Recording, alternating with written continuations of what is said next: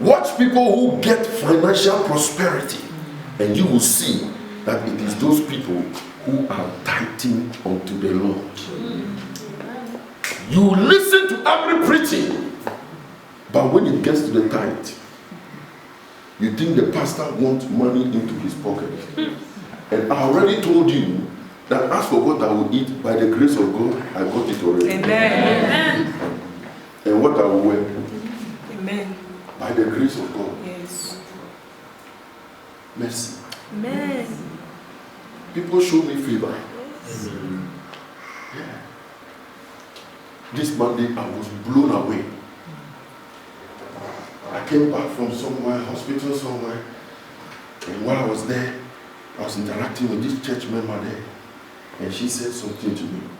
I was sitting, I was trying to size up, I meet members, and I just like to find out how their Christian work is going, what we can do to help you walk better with God. And the lady said something to me. Listen to what she said. She said, Pastor, I will say something to you. I said, what's it? She said, I believe that you are my God-ordained pastor. She said, God sent you to this world because of me. You are God-ordained to me. Because I sit down and I hear words that make me uncomfortable. But I know, Pastor, that is the truth. And I'm wrestling now, but I know that I want to change. Amen. And through this, my mother wants to also come to God. That's what she was telling me. Amen. I say, God, if it is only because of this woman that you put me on the planet, I thank you. Yes. That somebody can say of a truth that you are my God-ordained pastor. Because I know somebody who has called me the worst pastor. So if somebody will say, I am God-ordained, I must glorify God. Yes. Because you are not called unto everybody. Amen. So I celebrate the goodness of God on that. Amen. For you who believe what I'm saying, Yes. it's the word of God. Yes.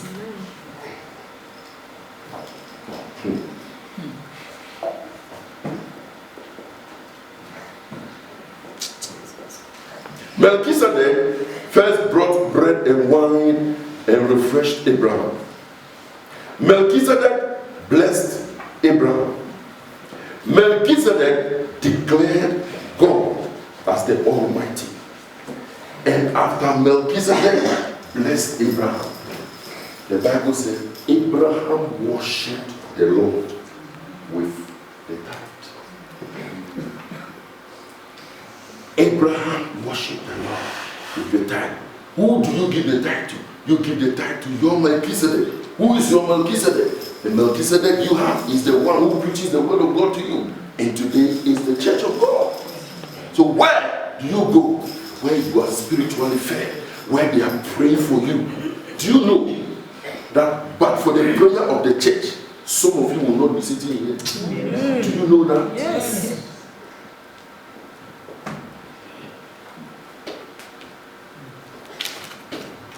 So is it a takeaway Christianity? That we always go to God and collect.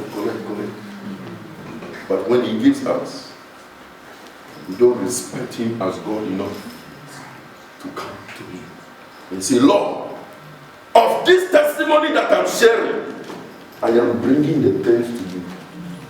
Some of you are sitting here, you recently got some financial increase, but you are still keeping the tenth. And God is ministering to you today to release it. Amen. Don't harden your heart. Release it and see. Amen. And see if God is God. Release it and see what God will do in your life. Amen. I'm not calling you. It's up to you. If it is for you, praise God. Every one of us is supposed to pay tithe. Do you know? We don't delay the church tithe here. We are in the month of April. Last month's tithe is gone to head office. It's gone. If we delay head office tithe, your blessing is also delayed. That's one of the first decisions I had to make. I said, I will never delay in tithe in this place. I changed the finance officer. Because the previous one would take like 3 months to pay. I said, no, you are not taking 3 months with me. I'm not criticizing it, but I understand timeliness. Let's release it quickly. Let it go. And let's live on the rest. I said, let's live on the rest. Amen. Don't delay it. Amen. Don't delay it. Pay it. I said, pay it. Amen. Unto the Lord. You pay it to Melchizedek. Do you know what I've been battling with? Those people who say that, oh, the tithe is Old Testament. Hey. So when it comes to tithe, it is Old Testament. But when it comes to blessing, you will go and pray with scriptures. Exodus 14:14. The Lord will fight for you, and you will hold your peace. And when you go to Isaiah 54:10, for the mountains shall depart, and the hills be removed, but my kindness will not depart from you, neither shall my covenant of peace. And if you go to verse 17, you declare and pray, no weapon formed against me will prosper, and every tongue that rises against me in judgment, thou shalt condemn. Is that in the New Testament? Is that in the New Testament? No. It's in the Old Testament.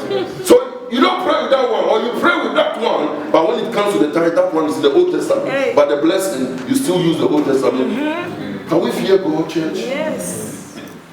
People are saying things that Old Testament is of. Yes, we are in the days of grace, but grace has been given to us to fulfill the law. Yes. I'll show you. I said, I will show you. The grace of God did not come to give us opportunity to abandon the Old Testament. That's why I personally don't like holding that New Testament Bible. I don't like it. The Bible is not the New Testament. I said the Bible is not the New Testament. Amen. The Bible is the New and the Old Testament. Yes. Don't come and give me that New Testament Bible. I will refuse it. Because it's not complete. Amen. It's the Old Testament and the New Testament. Give me this one. This is the word of God. Christ did not come to abolish the laws. He came to fulfill the law. Why have you taken some of it out? And you choose the one to obey. I obey Isaiah 10:54, but I will not obey Isaiah 14:29. You choose. Go and choose in heaven. I said, go and choose in heaven. When the angel shows up, tell him, I want to choose. Yeah. Tell the angels, oh angel, I know God sent you, but I want to choose. What do you Bethsaida? What do you Chorazin for the people of Tyre and Sidon? If they heard what I am preaching to you, they will have changed. Jesus was handicapped in Nazareth. He could not preach and do miracles there. Why? The people there took him as familiar. If somebody was to come from outside to come and preach, the church people will take it. They will take it more, yeah. Oh, by the way, greetings to you from Reverend Steve Benson. He said, could you greet the church for me? Amen. Hallelujah. Amen. He's taking Benny Hinn to Ghana. It's going to be a massive crowd. Amen. As a mega, I was telling him, it's a mega endorsement for your ministry. Amen. Benny Hinn to Ghana, the heads of state and all the ministers are going to sit as church people. And it's Reverend Steve who's doing that. Amen. And he has Stevenage on his heart. Are we not blessed? Amen. He said, could you tell the church that I say hello to them? Amen. Hallelujah. Amen. I said hallelujah. Amen. So people of God, let's not pick and choose. I want to show you something in Matthew chapter 23 and verse 23. Matthew chapter 23 and verse 23. Look at this. What do you scribes and Pharisees, hypocrites? For all of you pay what? Pay what? The tithe of mint and anise and cumin, and have omitted the weightier matters of the Lord, judgment, mercy, and faith. Watch this. He said, this ought all of you to have done, and not leave the other undone. Do you understand that? The Pharisees and the scribes dwell so much on the law. Yes, they pay tithe, they do this. So they thought the law was supreme. This is where grace comes in. Jesus said here, yes, grace is important. But he says you should not leave the other undone. In other words, the tithe and things that you used to pay before, you must still continue to pay. So where have you learned that this is Old Testament and New Testament? When Jesus said, this is what you should do, not leaving the other one undone. Do you understand English? Yes. Maybe I don't understand the English because my native language is Ghana. But the English that they taught us in school tells me that all of these things are important. So we obey the law, and then the matters of faith are more important. But that doesn't mean you don't obey the law. Jesus was very emphatic there. You look at what he said. This ought all of you, this ought all of you to have done, and not leave the other undone. And not leave the other undone. Can I teach? Yes. And not leave the other undone. In other words, yes, matters of faith are very important. In fact, in our dispensation, very, very important. Why? Because we now can feel the presence of the Holy Spirit, whereas in those days God would talk to them directly. But the Bible says, He do all. So where did you learn that, oh, that you have done research, and that shows you that church tithe is not important? How can church survive? How can the work of God on the planet? God is depending on us. The Bible says the whole earth is the Lord's and the fullness thereof. Do you know why God called, your head teacher called you and decided that he's going to back pay you? Make God a stakeholder in it. I said, make God a stakeholder in it. Amen. And watch God Amen. reproduce that blessing. Amen. When you get money, the first thing you should think about is the tithe. Amen. Take it out. Amen. Isolate that Yes. out of your spending. And spend the rest. Budget on the rest. A church member was asking me, Pastor, this month is really tight. And I said, as soon as I hear those things, I know where you are going. Come on. I know where you are going. I said, listen, sometimes I wish I would tell you what you want to hear. But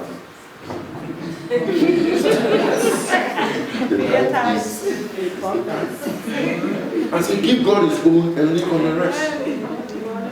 Because the cost of disobedience is higher. You pay tithe in January, February off, March off, and then Pastor Cornelius comes in July to talk about it, then you resume for 2 months, and then you go back. And you are a believer? Are you sure of your faith? Do you trust the Lord?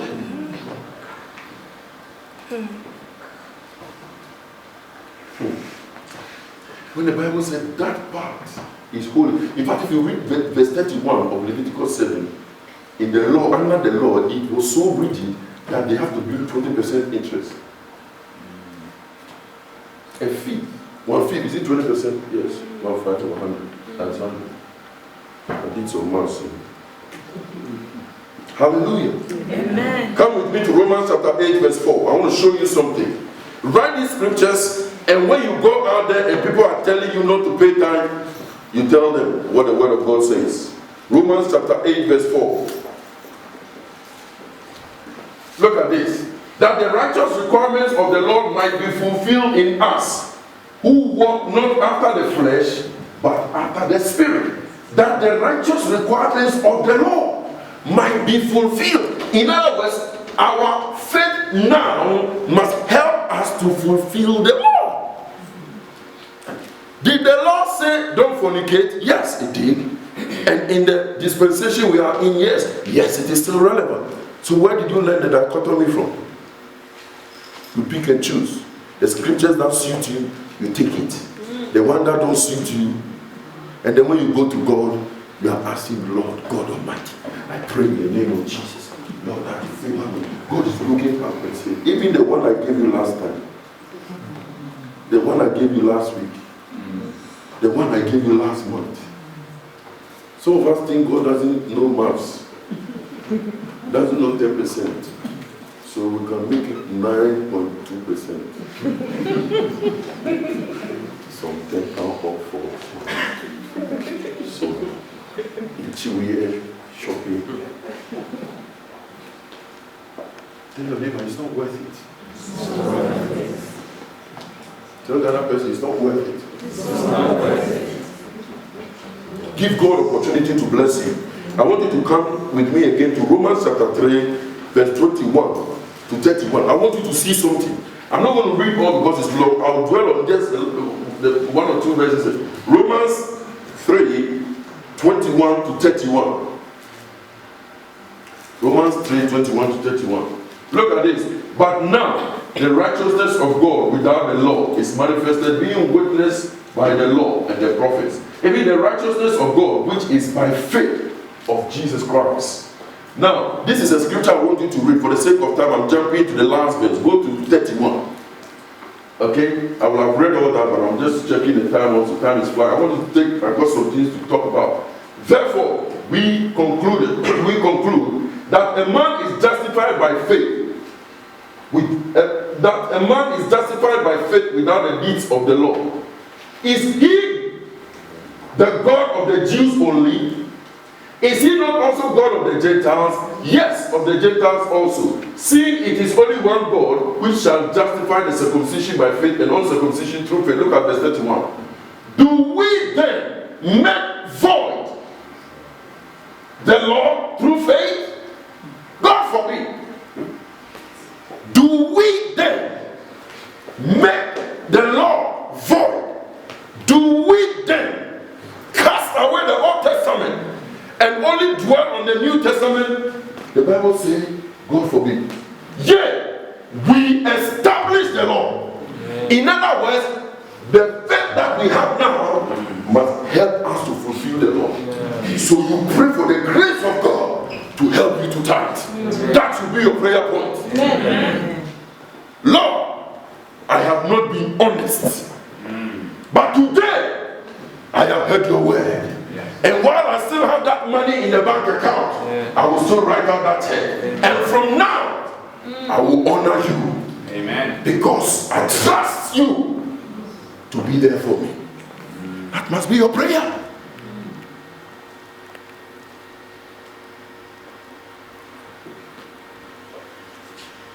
Do we then void, that word is a legal term. In other words, do we nullify the law through faith? Can you see question mark? English teachers, what does question mark mean? He said God forbid. If you say God forbid, what's the answer to that question mark? He's asked you a question and he said God forbid. What should be the answer to that question? Take it into classroom. Tell me. What should be the answer after a question mark? No. Yes or no? No. How many of you think it's no? Yeah. So we don't void the law by our faith. When you hear somebody telling you tithing is optional, please. I'm giving you the scriptures. It is scary, my brother. It is very, very scary. I was reading an article this morning where the person was defending that position with scriptures. But I look at the scripture and say, this person doesn't understand the scriptures. Mercy. Mercy. I say, mercy. You are not tithing. Will your children tithe? What will you tell them when you are ready to go?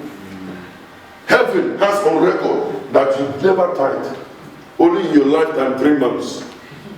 Of your 78 years on the earth, 3 months. And even that one, it was after some heavy miracle preaching that the man of God came. You know, I wish that when I come to church, I'll tell you the things you want to hear. I wish that I can do that. But that will be my spiritual crime. And I will answer to God for that. But now the angels are in the room and they are hearing what I'm saying and they are communicating to God. Say, heaven, Lord God, Kojo is doing the right thing. He's preaching your word. That's what I want to hear. Let the whole world be against you. If God be for me, who can be against you? Hey, what are you talking about? For he giveth power to the faint, and to them that have no might, he increases strength. Even the youth shall faint and be weary, and the young men shall utterly fall. But they that wait upon the Lord, they shall renew their strength. They shall mount up with wings as eagles. They shall run and not be weary. They shall walk, they shall not faint. Say the word of the Lord. Amen. May that be your story. Yes. May God help you to time. I'm telling you, if you are in that area, get out of it. If you are among those people, get out of it. Get out. As soon as you get, no trouble. Someone was telling me, Pastor, I don't trust myself. I look at the guy and say, oh God bless you. You know yourself. I say, as soon as you get it, take it out. Take it out. Is it not honest? That you'll be honest with your pastor. Your pastor is not a soldier man. He'll give you good advice. He told me, oh, I love that brother. He said, Pastor, I don't trust myself. When the thing come to me and it delays, something can end somewhere. I say, as soon as you get it, wire it off. Can I hear you say, hey? Wire it off. Budget for the rest. Come with me to Malachi chapter 3. Are you with me? Yes. Are you tired? Can you give me 5 minutes? Yes. Malachi chapter 3. Verse 7 to 9. Verse 7 to 11. Malachi. Even from the days of your fathers, all of you have gone away from my ordinances. And one of the key ordinances that we've walked away from is this. Look at what the Bible said. Return unto me, and I will return unto you, says the Lord of hosts. And all of you said, wherein shall we return? Will a man rob God? Big question. Yet all of you have robbed me. But you say, wherein have we robbed you? In tithes and in offering. All of you are cursed with a curse. And for all of you who have robbed, me, even this whole nation. Bring all of you all the tithes into the storehouse. Can I use the storehouse? That there may be food in my house. And prove me now. So the purpose of the tithe is that there may be food. That's the purpose. Because God wants his church not to disappear on the planet. Do you know what is happening to churches? I went to a church. I went into a church building. The church building will cost more than £1 million. There were only 4 people in it. 2 of them were the vicar and the assistant, and the congregation, 2 people. This was what Hezekiah fought. When the people were not tithing and the men of God were leaving the house, God has called some people to come and work in his house, to look after his people on the planet. They are pastors, leaders, ministers who are looking after the house of God. This is what is used to fund those people's lives. Melchizedek was the priest, and Abraham took it to him so that Melchizedek will have food to eat, and Melchizedek pronounced blessing. And Abraham will go into the land. The blessing he pronounced will work for Abraham, and then he bring the tithe, and then you pronounce blessing, and then you go. You are coming here, we are pronouncing blessing on you. I said we are pronouncing blessing on you, and God is blessing you out there. Why do you refuse to come to the house of God with your thing? Do you trust God? Amen. No. I don't like the way pastor use the money. Watch this. Your trust is no longer in God. You did not give the tithe to God. You give the tithe to the pastor. Cursed be the man who puts his trust in man and makes the arm of flesh his strength. You make the pastor. You don't trust God. The tithe is not to a human being. You give it to God.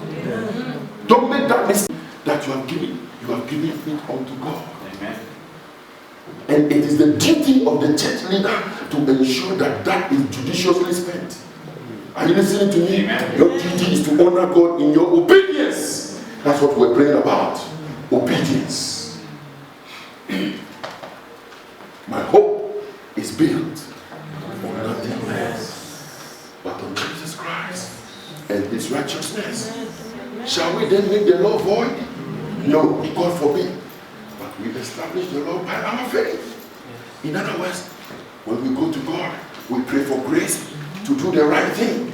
Grace will not help you to do the wrong thing. Write that down. The grace of God is only for those who want to do the right thing. Amen. The Holy Spirit ministered that to me today.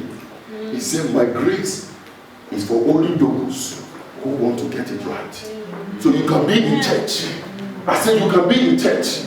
I don't care wherever you are. I don't care the name of church. You can be Elim Church, you can be Awoyo Church, you can be Esron Church, you can be, I don't care what. I just want to believe the Bible. Amen. I said I want to believe the Bible. Amen. This is what the Bible, this is what God talks about. You are not going to heaven as an Elim believer, neither are you going to heaven as an Assemblies of God believer. You are going to heaven because you believe that Jesus is the Son of God. Amen. Amen. And regardless of whatever affiliation you have, I don't care. That same verse went to Williams Chapel, praise God, worshiping the Lord there. Forsake not the assembly, go to church. Some of us make dogma and doctrine of, oh, this church is this. I don't care whatever church I pastor. I've been in different churches. I've worked in different churches. I happen now to be pastoring. I don't know where God will put me in 20 years now. I don't know. But I believe this one. Amen. And this is what I want to take with me when he calls me. I want this in my heart. I want this in my spirit. I want this in my soul. I want this to go with me. Amen. Because that's all that matters. For heaven and earth will pass away. But this word. I said, by this word. On that day, may we have a good story to tell. Amen. I said, may we have a good story to tell. Amen. In the mighty name of Jesus. Amen. In the mighty name of Jesus. Amen. Hosea chapter 6 verse 1. Come, let us return unto the Lord. For he has torn us, and he will heal us. He has smitten us, and he will bind us together again. I don't know, you are here. You are not honoring God in your tithing. And maybe even as I'm speaking, the devil is telling you, why did you come to church today? It's great to see so many of you in the rain, when the weather out there is not for going out. It is only those who celebrate the goodness of God who will walk in the rain and go to church. But that's what you did. And maybe this word is for you. Are you going to go back to your old ways?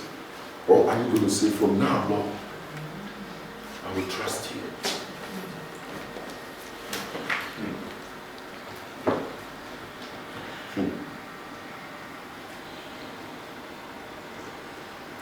There's a story in Mark chapter 12, verse 41 to 44. 3 verses. They cannot conclude on that, please.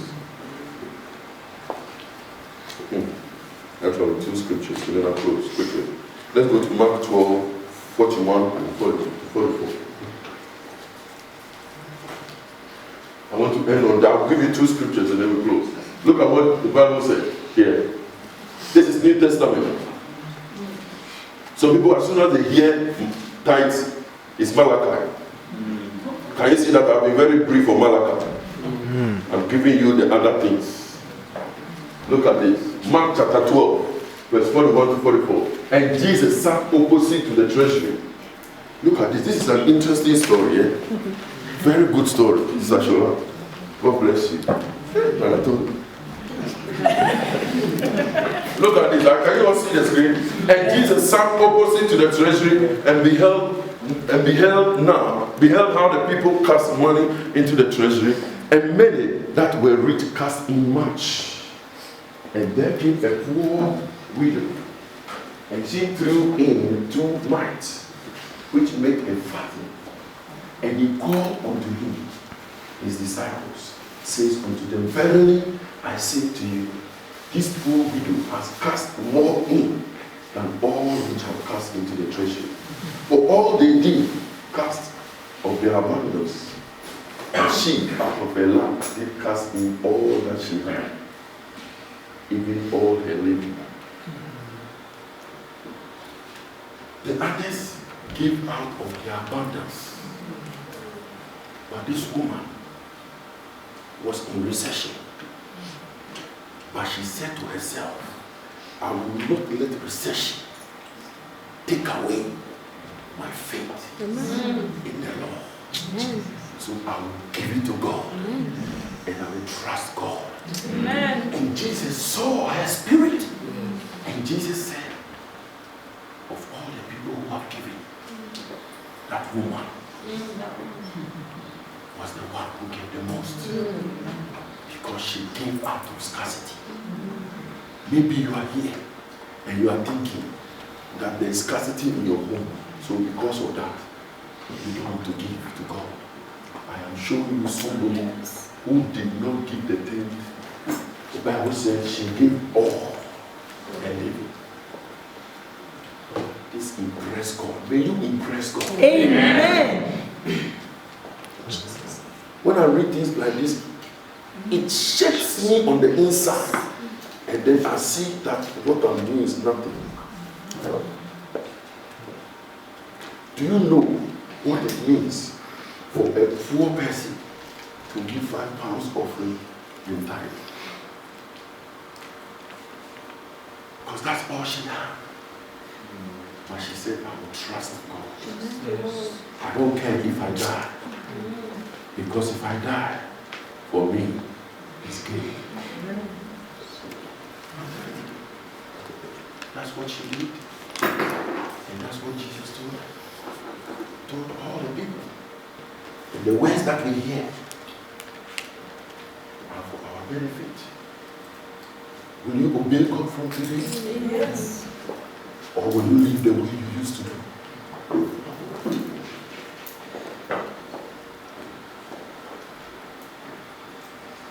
I want to end on this scripture, 2 Corinthians chapter 10, verse 3 to 6. 2 Corinthians chapter 10, and verse 3 to 6. 2 Corinthians chapter 10, and verse 3 to 6. And we'll end on that one. Look at this here. For though we walk in the flesh, we do not walk after the flesh. We know these scriptures very well. For the weapons of our warfare are not carnal, but they are mighty through God to the pulling down of strongholds, casting down imagination, and everything that exalts itself against the knowledge of God, and bringing into captivity every thought to the obedience. Can I hear you say obedience? Obedience. The obedience of Christ. This is what I want to end for. And be alert to revenge all disobedience when your obedience is fulfilled. Amen. God bless you for sharing that prayer point. Amen. How can God work with different people like that? And Sister Justine said, this woman is, I could feel the spirit in the room there. I said, God bless these people. Amen. I'm telling you, if God is lifting the church, He brings the right people to the place. When your spirit is in synchrony, how can I be preaching on obedience and somebody who I haven't spoken to come and say, let's pray that God will help us to obey? Who is it who said it come to pass? If the Lord has not spoken. My prayer is that we all obey God. Amen. And fear Him. Amen. Hallelujah. Amen. I'm going to invite the ushers now to give out the envelopes. Please, for the first time, if you are giving your tithe, I want you to, whatever you give, put your name. If you are doing the gift aid, Put your name on it and put the amount there. Okay? And I'll collect the forms at the end of the service. Just give the envelopes out. We will give you special envelopes from next week, but we're going to take account of this from now. If you fill in the gift aid form, please put in the amount that you are paying or you are putting in the envelope there. And if you have money you are paid through direct debit also, just write that amount on there. Amen? Amen. Hallelujah.